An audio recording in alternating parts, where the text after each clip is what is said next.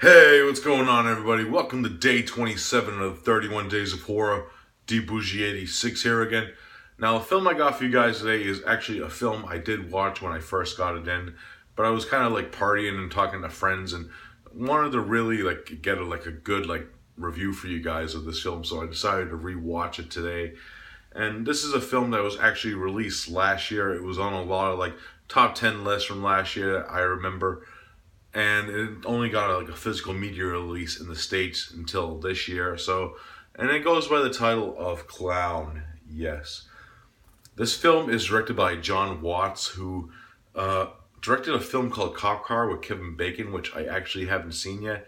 Been kind of curious on it because I did see a trailer of it, and he's also directing the new Spider-Man film that Marvel's making right now, Spider-Man Homecoming. So I'm kind of curious to see what he would do with the Spider-Man series and the Marvel series in the future.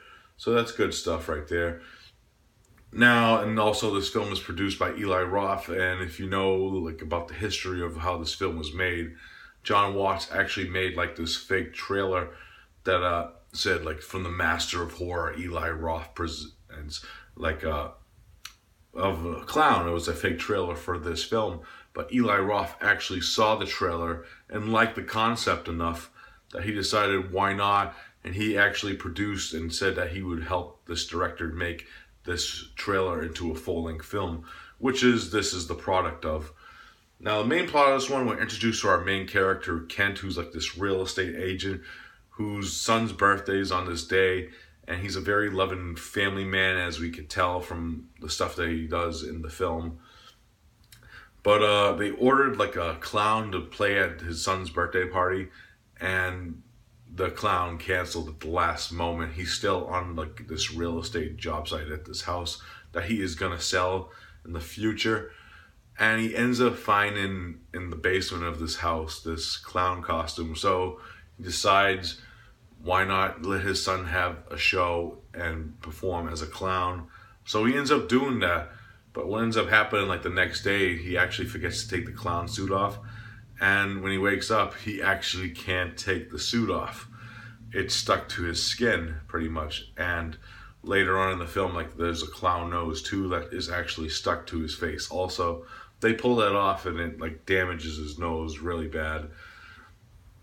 So he can't get the suit off, so he tries to figure out what is going on with this suit, and he ends up leading to this character where the suit actually came from, and we find out that this suit is not actually a suit, it's a demon skin, and has taken consumed of Kent's body, and it's changing him slowly into this demon, which main thing is to prey on children. So it's pretty much trying to figure out how to get the suit off before it's too late and stop Kent before his transformation is complete.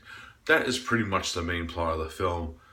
Now, my thoughts on this film going into it are it was kind of this offbeat beginning where it had some weird humor going on, which I did like, and there is these scenes where Kent is struggling to get the suit off.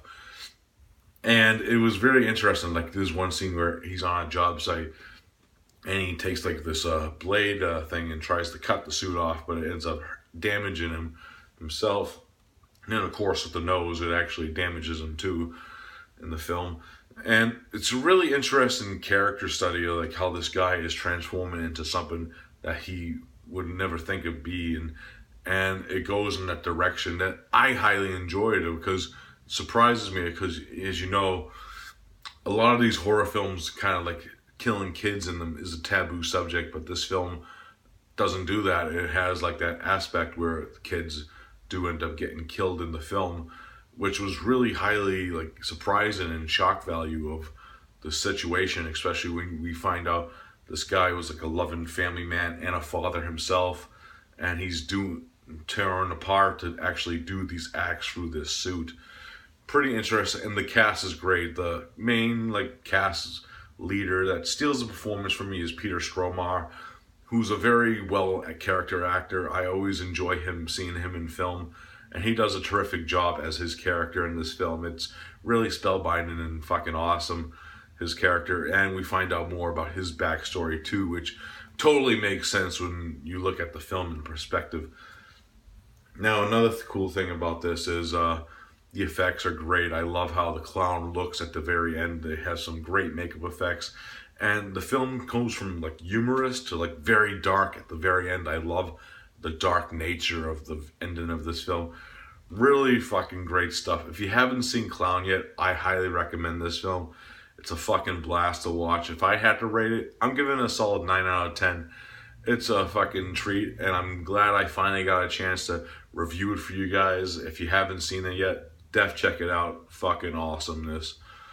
Alright, guys, that's it for this review. I'll be back tomorrow, of course, with another one. As always, guys, I'll see you then, so peace out.